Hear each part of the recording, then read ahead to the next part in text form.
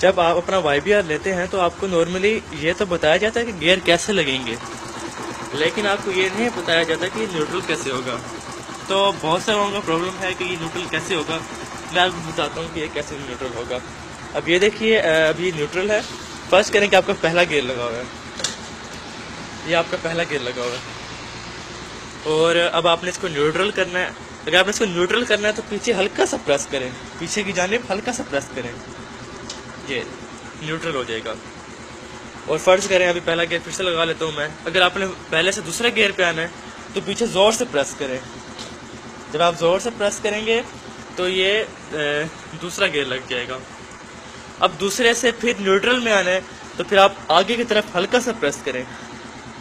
ये देखें, हल्का सा प्रेस करूंगा मैं और ये न्यूट्रल हो जाएगा। और अगर सेम मैं इसी तरह दूसरा गियर है और मैं अगर जोर से प्रेस करूंगा तो ये डायरेक्ट पहला गियर लग जाएगा। तो सिंपल सी बात है, अगर आपने न्यूट्रल करना है पहले से तो फिर आप हल्का सा प्रेस करें पीछे की जानिब तो ये न्यूट्रल हो जाएगा।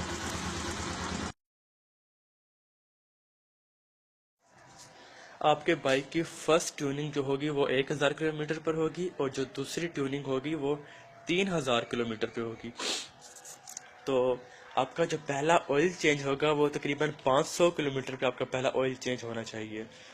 और नॉर्मली ज़्यादातर यहाँ लिक्विड मोली स्क्रू में यूज़ किया जा रहा है। और लिक्विड मोली काफ़ी बेहतर ऑयल है, मैं खुद भी यूज़ कर रहा हूँ। और उसके अलावा मेन चीज़ मैं आपको एक और बताता चलूँ, ये जो आपका स्टैंड है, स्टैंड के ऊपर ये रबड़ लगे हुए हैं। ये रबड़ आसानी से बाहर निकल आते हैं, ये नीचे भी गिर सकते हैं। कई लोगों के ये रबड़ गुम हो गए हैं। मुझे नहीं मालूम कि ये मार्केट में अवेलेबल है या नहीं है, लेकिन बेहतर ये है कि आप इनके ऊपर कोई एल्फी लगा लें या कोई ऐसी चीज़ लगा लें जिससे ये फिक्स हो जाए, बाहर ना निकले। एक ये भी है और एक ये भी है।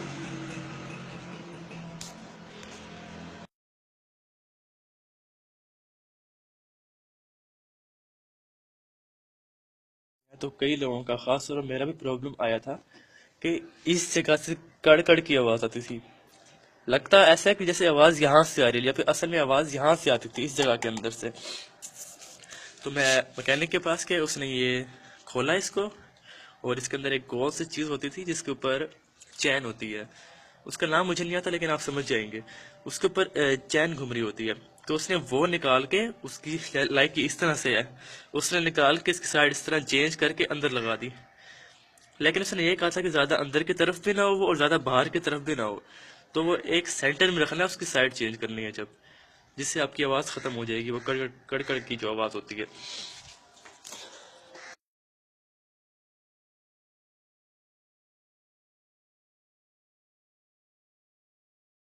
सबसे ज़्यादा प्रॉब्लम जो लोगों को आ रहा है वो ये कहते हैं कि भाई सुबह सुबह हमारा बाइक स्टार्ट नहीं होता, सुबह सुबह हमारा बाइक बहुत प्रॉब्लम करता है। हम 8-10 किक्के मारे हैं, बल्कि एक भाई ने तो ये कहा था कि 80-50 किक्के मारी है तब भी बाइक स्टार्ट नहीं हुआ। मैं आपको सिंपल सा तरीका बताता हूँ। अब जैसे ये है कि मैं आपको 2-3 स्टेप्स बताता हूँ। अभी बाइक न्यूट्रल है, मैं इसको स्टार्ट कर रहा हूँ। मेरा बाइक ऑलरेडी गर्म है, ठंडा नहीं है। ठीक है, आप फर्ज करें कि आपका बाइक एक दफ़ा स्टार्ट होके बंद हो जाता है।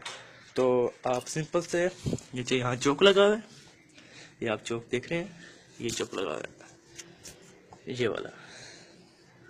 इसके 2 पॉइंट है, ये इसका पहला पॉइंट हो गया और ये इसका दूसरा पॉइंट हो गया। अब आपने एक दफ़ा इसका एक दफ़ा इसको खींच लेना है एक पहले पॉइंट पे, तब आप इसको स्टार्ट करें।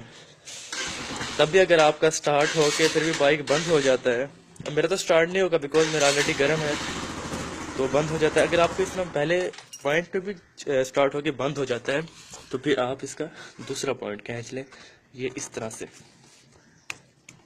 मैंने इसके दोनों पॉइंट खींच लिए। अब आप फिर अपने बाइक को स्टार्ट करेंगे तो आपका बाइक आरपीएम तकरीबन 3000 से 4000 तक पे आ जाएगा। और बाइक को तकरीबन 15 से 30 सेकंड इसको खड़ा रहने दें ताकि बाइक थोड़ा सा गर्म हो जाए, फिर बाइक ठीक चलता है। और इसके अलावा एक देसी तरीका है जो जो जिससे आपको इससे आपका वक्त ज़ाया नहीं होगा।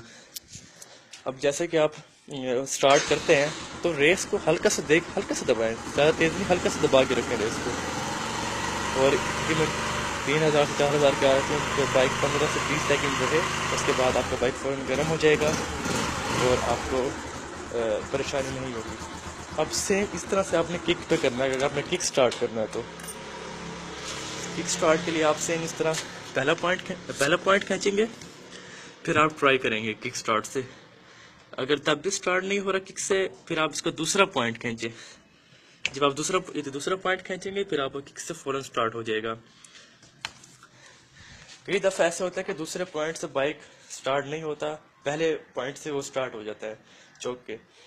तो इस तरह से फिर आपको ये खुद समझ आ जाएगी, क्योंकि आप न्यू हैं अभी YBR पे, इसलिए।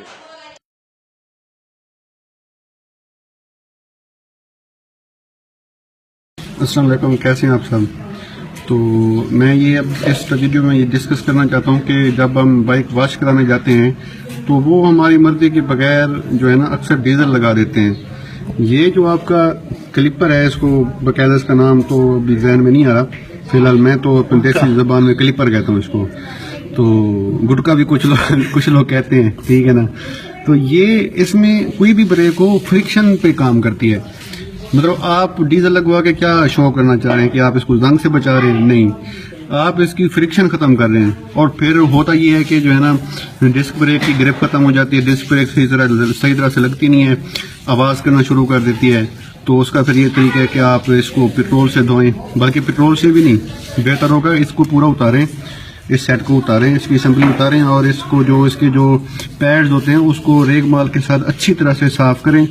और पेट्रोल वैसे लगा लें तो मेरा ख्याल है कि नुकसान नहीं देगा, क्योंकि पेट्रोल में वो चिकनाहट नहीं होती, डीजल में चिकनाहट होती है जिसकी वजह से पैड खराब हो जाते हैं। तो बेहतर है कि आप उसको वार्निंग दे दिया करें, जो जिससे आप सर्विस कराते हैं भाईजान इस साइड पे उसने डीजल नहीं मारना। बाकी आपने जहाँ आपको अच्छा लगता है, बेहतर लगता है, मुनासिब लगता है कि आपको डीजल लगवाना चाहिए, लगवा लें। स्पेशली डिस्क ब्रेक पे इस पोर्शन में डीजल लगवाने की किसी तरह की कोई ज़रूरत नहीं, ना ही यहाँ पे जंग लगता है। 6 माह तो मुझे भी हो गए बाइक लिए हुए, देखिए कहाँ जंग लगा हुआ है, कहीं लगा हुआ है जंग डिस्क पे, कहीं आपको जंग नज़र आ रहा हो। मट्टी है, डस्ट है थोड़ी सी, 2-3 हफ्ते हो गए मैंने साफ़ नहीं किया, जंग तो कहीं नहीं लगा हुआ इस पर, जबकि मैंने कभी डीजल भी नहीं मरवाया। तो यहाँ पे डीजल मरवाने की कोई ज़रूरत नहीं है।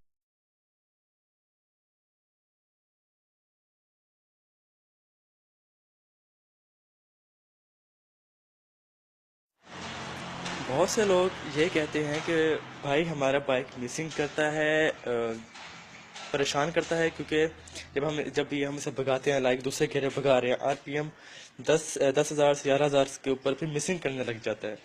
तो गाइस ये इसके अंदर एक लिमिटर लगा हुआ है, मुझे उसका नाम क्या पता, लिमिटर है प्योर नाम हो, लेकिन जहाँ तक मुझे पता है वो एक लिमिटर है। वो आपके इंजन की हिफाजत के लिए होता है। लाइक मैं अपना बाइक स्टार्ट करता हूँ, अब RPM 10-11 से ऊपर जाके रुकेगा ये, जैसे आप झटका मारेगा। जैसे कि नॉर्मल अगर आप अपनी होंडा की गाड़ियों में देखें, होंडा को अगर आप न्यूट्रल करें और फिर उसको फुल रेस दें तो उसका 4,000 RPM से ऊपर नहीं जाता। इसका भी सेम ऐसे है, आप चेक कीजिएगा।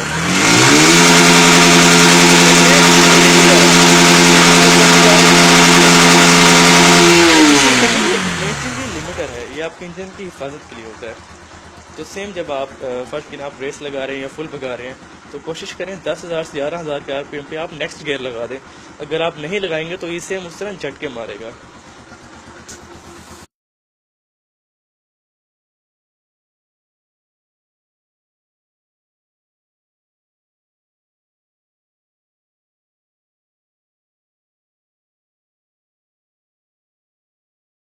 अस्सलाम वालेकुम, कैसे हैं आप सब।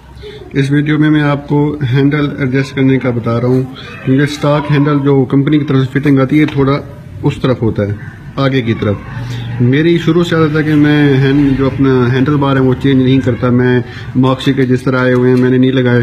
तो इसी हैंडल को थोड़ा मैं अपने लिए थोड़ा मतलब ईजी कर लेता हूँ। कैसे करता हूँ कि मैं इसका ये वाला नट और ये दो, इनको थोड़ा सा लूज करके हल्का सा अपनी तरफ धकेलता हूँ। अब उसमें आप देखेंगे कि अगर आपकी स्टॉक बाइक की मतलब अभी तक आपने सेटिंग नहीं छेड़ी तो ये देखें, मैं इस एंगल से दिखाता हूँ कि ये हल्की से आपने क्लियरेंस मेंटेन करनी है। ये ना हो कि ये जगह आपकी टैंक को टच करे और फिर आपके टैंक पे स्क्रैचेस पड़ते रहें। तो ये क्लियरेंस जो है ना, ये देखें ये क्लियरेंस आपने लाजमी देखनी है, ये ना हो फिर आपके टैंक पे स्क्रैच पड़ जाए, क्योंकि मेरे तो टैंक आफ्टर मार्केट है, जेन्युइन तो नहीं है। तो वैसे भी जब ये जेन्युइन थी ना मेरी रेड कलर में जब थी, मैंने शुरू से ही इस तरह का काम कर लिया था। इसमें काफ़ी कंफर्टेबल रहता है बंदा, थोड़ा पीछे की तरफ जब हैंडल होता है ना तो आपकी सिटिंग पोजीशन काफ़ी कंफर्टेबल हो जाती है। और भाई यार वैसे भी माशाल्लाह बहुत कंफर्टेबल है, वो तो इशू नहीं है, लेकिन इसको मज़ीद अच्छे से अच्छा करने के लिए और आपका जो राइडिंग स्टाइल है उसको मज़ीद स्मूथ करने के लिए ज़रूरी है कि आप इसको थोड़ा सा जो है ना अपनी तरफ कर लें, तो इंशाल्लाह आपको मतलब आसानी होगी और अच्छा लगेगा आपको राइड लेते हुए भाई बिहार की।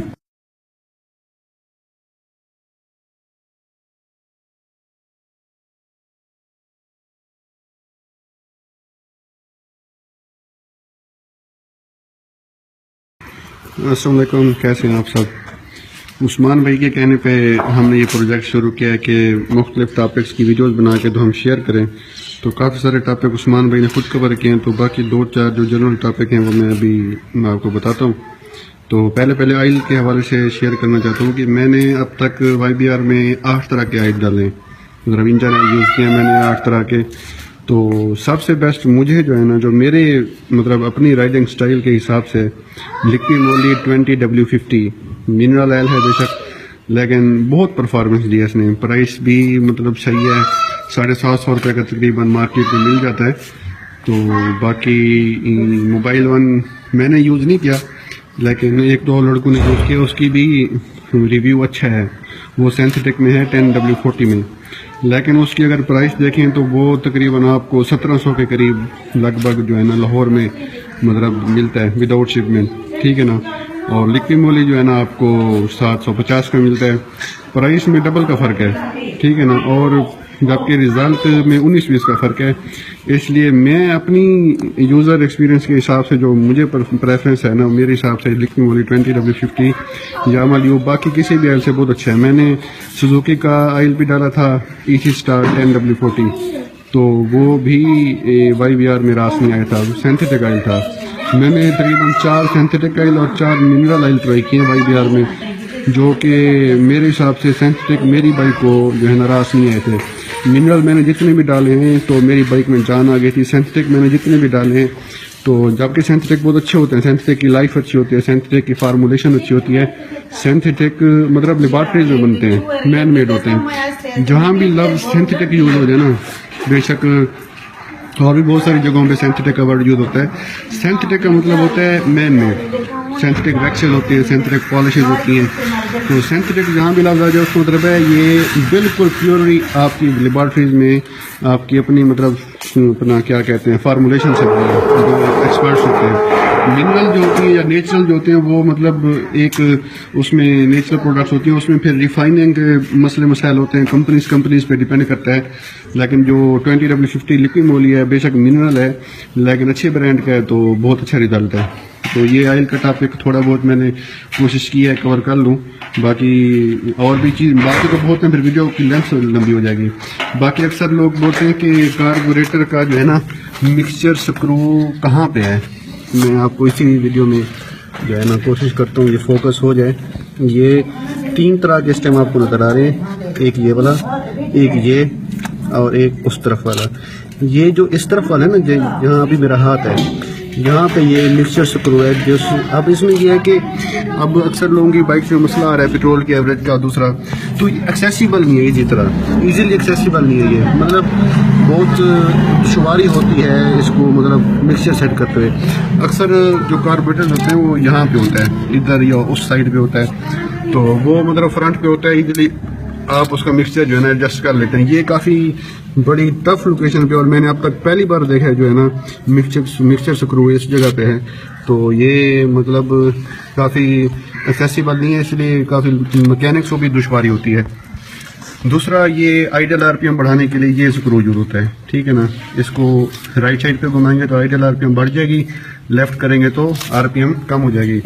सर्दियों में अमूमन आपको रखनी चाहिए 1500-1300 RPM आइडियल RPM, और गर्मियों में आप बेशक 1100 पे रख लें, ठीक है ना। बाकी टैपेट्स वाल्व क्लियरेंस वो ये होती हैं टैपेट्स, ये 2 जो पोर्शन है, एक ये कह लें ये वाला, ठीक है ना, और ये तो ये है इनटेक, ठीक है ना। कार्बोरेटर के साथ जो होगा वो इनटेक होगा और जो एग्जॉस्ट वाली साइड पे होगा वो आउटलेट होगा, ठीक है ना। जो डिफ़ॉल्ट सेटिंग है इनटेक की वो 0.08 से स्टार्ट होती है, 0.08 mm वाल्व क्लियरेंस, और ये 0.08 से 0.12 तक है। और जो एग्जॉस्ट की है वो 0.10 से लेके 0.14 तक है। जो मैंने इस वक्त अपनी बाइक की रखी हुई है वो तकरीबन है 0.08 इसकी और 0.09 इसकी। और कार्बोरेटर का जो मिक्सचर स्क्रू है वो तकरीबन 2 चूड़ी है, लगभग 2 चूड़ी से हल्का सा कम है। और इसमें ये टॉपिक कवर हो गया।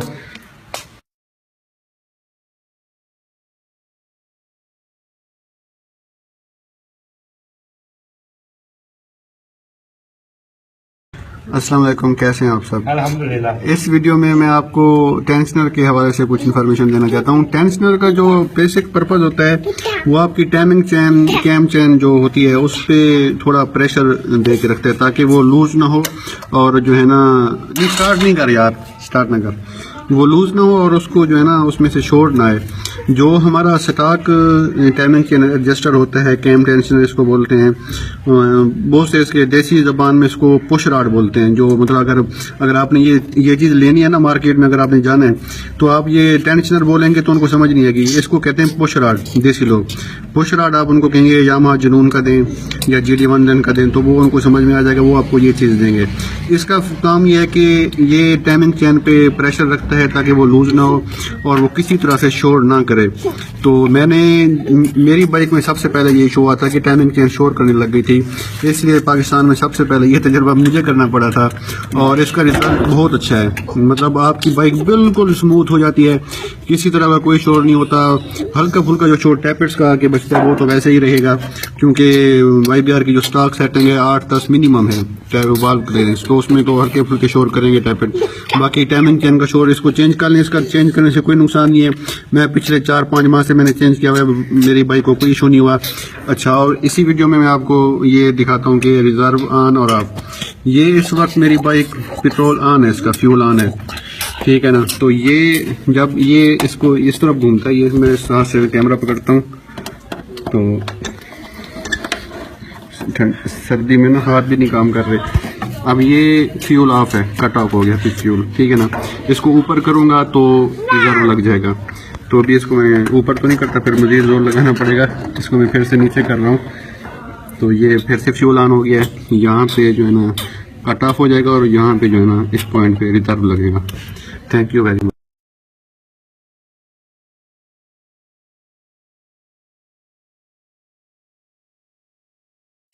अस्सलाम वालेकुम, कैसे हैं आप सब? काफ़ी सारे टॉपिक्स तो कवर हो चुके हैं, अभी जहन में 2-4 और टॉपिक्स हैं तो मैंने कहा वो भी मैं डिस्कस कर लूँ। एयर प्रेशर के हवाले से आते हैं तो मैं अक्सर डबल यूज़ करता हूँ, मतलब फैमिली को लेके जाना होता है बाहर तो फ्रंट पे मैंने एयर प्रेशर जो रखा हुआ है तकरीबन 20 से 22, उससे ऊपर नहीं। और पीछे जो है ना मैं रखता हूँ 35, क्योंकि मतलब अक्सर मैं डबल पे होता हूँ, मतलब फैमिली होती है और फिर भाई होता है साथ।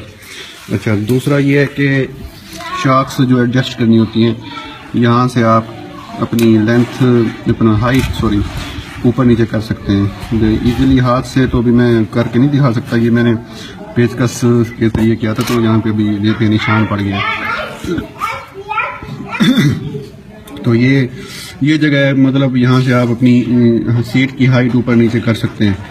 उस तरफ से भी है, दोनों तरफ से ये चीज़। ये यहाँ से ये देखिए मैंने ये यहाँ पर इस लेवल पर रखी हुई है।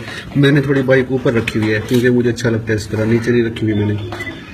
और ये टॉपिक ये कवर कर लेते हैं कि अक्सर लोग एग्जॉस्ट चेंज करते हैं तो डबल स्टैंड उनका लगता है।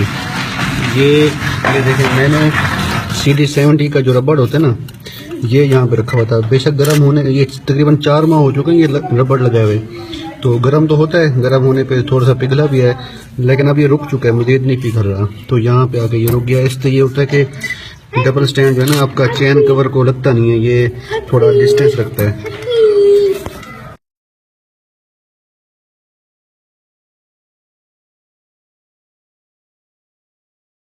अस्सलाम वालेकुम, कैसे हैं आप सब?